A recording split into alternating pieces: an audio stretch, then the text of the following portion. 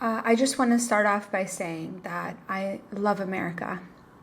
And in this week's briefing on the hearings that I attended, there were two. One is between Armenia and Azerbaijan, which reminded me deeply of my own region in the Balkans, where the scars of war still lingers in countries like Albania, Kosovo, Bosnia and Herzegovina, Croatia, Montenegro, North Macedonia, and even Serbia.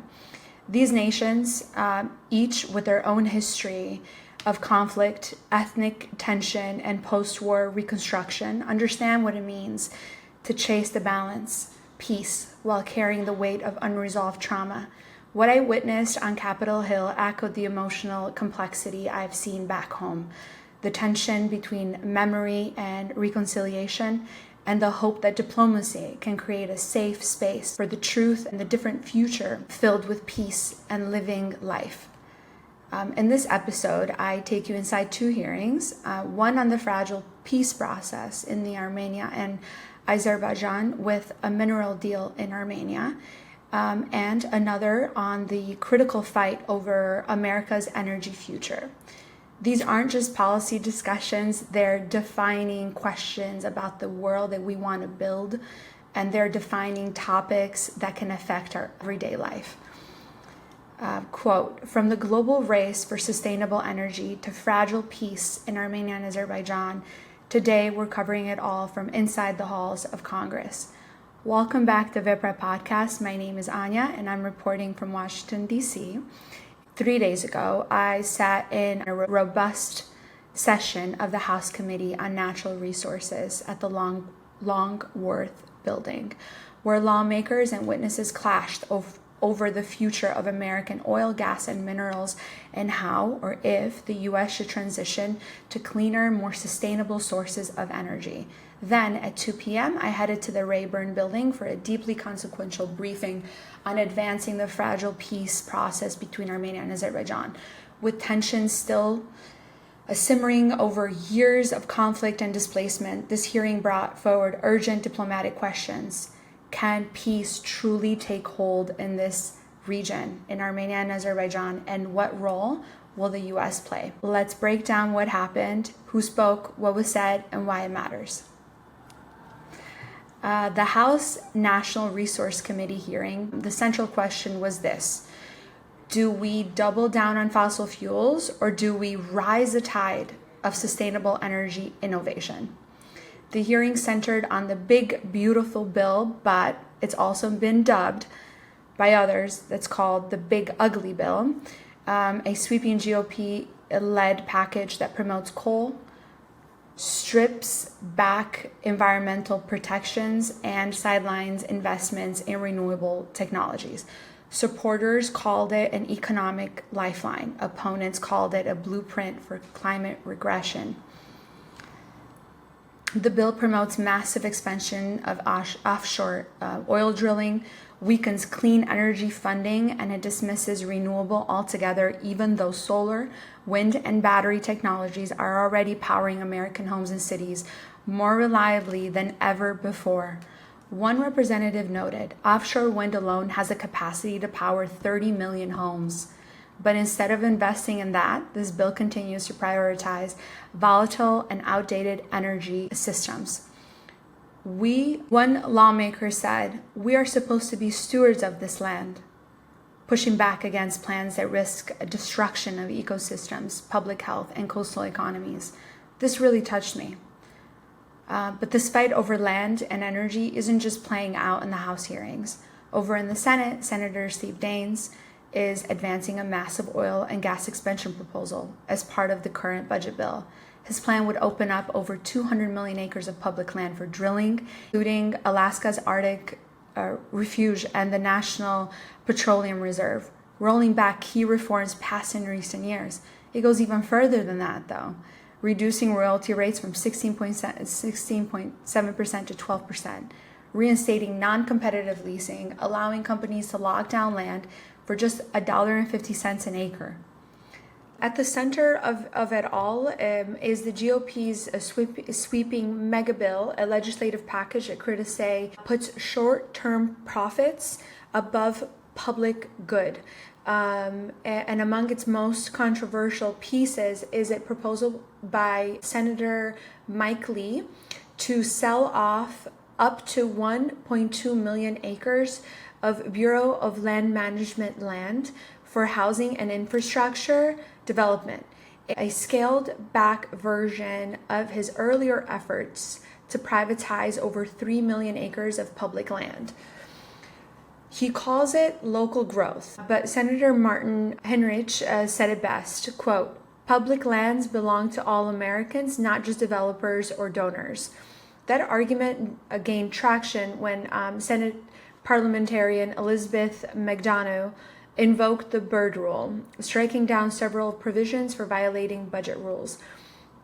Her ruling blocked attempts to fast-track fossil fuel expansion, including automatic environmental clearances, focused land sales, and slashed oversight for mining projects. But even with those wins, environmental advocates are sounding the alarm.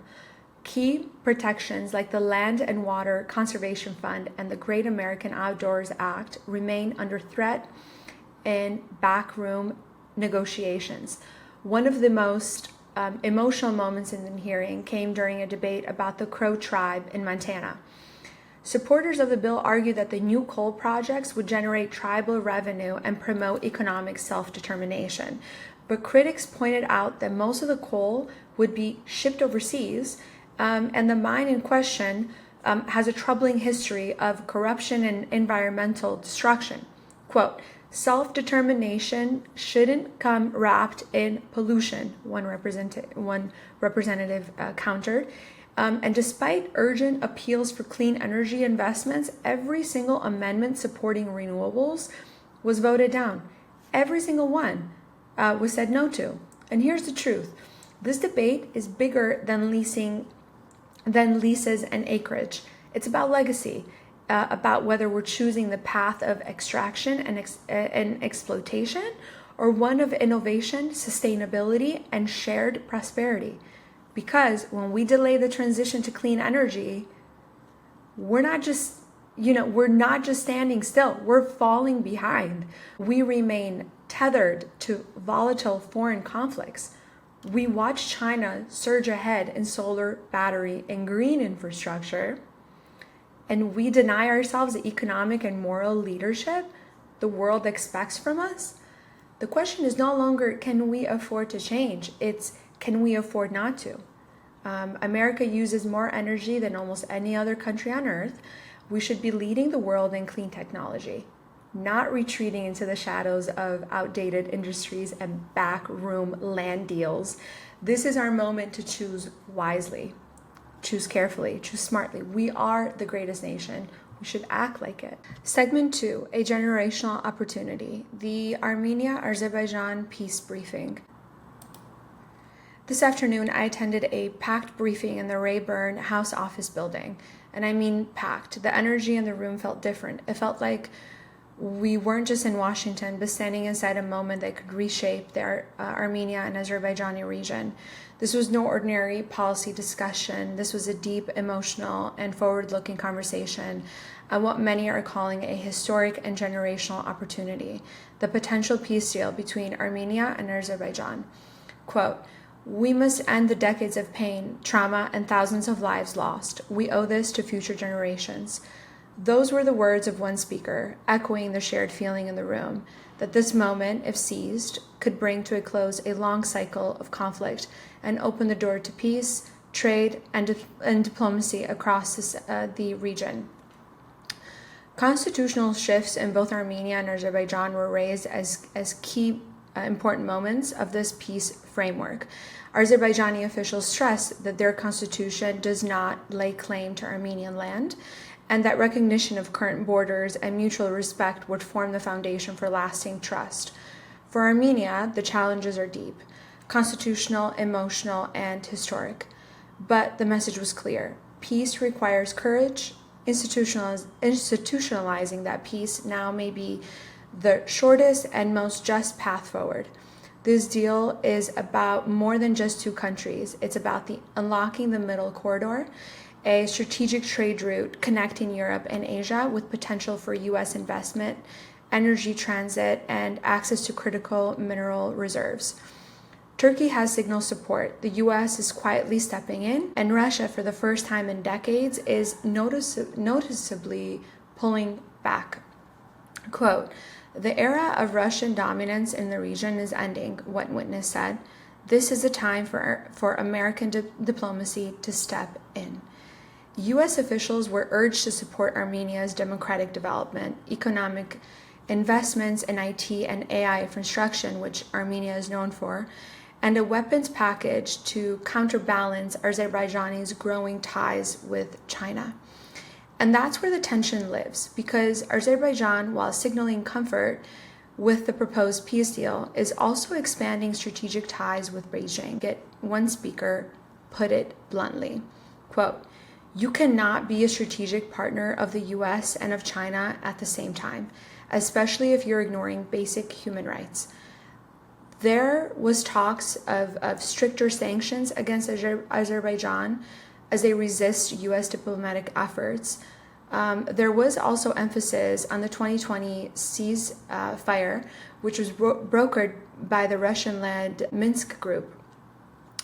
Many now see that as outdated and untrustworthy, pointing instead to the US-backed peace deal as the best route forward. A particularly emotional moment came when the conversation turned to justice. The victims of war, displacement, atrocities, and cultural destruction, one speaker said, quote, "We will never forget the past, but we cannot miss this opportunity to create a better future." On the ground, there's growing trust. Last week's meeting in Turkey marked a breakthrough. For the first time, Armenia and Azerbaijan now maintain diplomatic ties at all levels. Questions were raised about border openings, travel, and what the day after a peace deal would look like. One Azerbaijani official said simply, quote, "We are comfortable with the deal. It's not perfect, but it's historic. The most important next step is signing." There were also reflections on Turkey's role, including the long-standing tension with Armenia. But today, Turkish officials affirmed support for normalization, calling it good news, not a threat. Religious identity, too, was clarified in this conflict. One speaker emphasized that religion was never about Christianity, that this conflict was never about Christianity versus Islam. That narrative was imposed, particularly by outside forces like the Soviet Union, which again it's still controversial. Armenia's complex relationship with Iran was also addressed. While it shares economic and strategic ties, witnesses emphasize Armenia's strategic ambiguity and the need for the US to help Armenia navigate its vulnerabilities and mediate future regional friction. And perhaps most significantly, Russia's absence in Armenia's recent hour of need was a defining factor in this conversation. Armenians no longer want to rely on Moscow, not after Russian troops failed to intervene when expected. This has created a rare opening for US leadership, and it's up to Congress and the State Department to act swiftly and with resolve. To close, one Turkish speaker said it best, quote, "I don't want to leave this to my children. Peace without justice is not enough. Now is the time, not next year. We must deliver a better future." Thank you so much for your time. Coming up next on VEPRA Podcast, I'll be covering key developments on Capitol Hill around global security, democracy building, and the U.S. role in shaping fragile regions.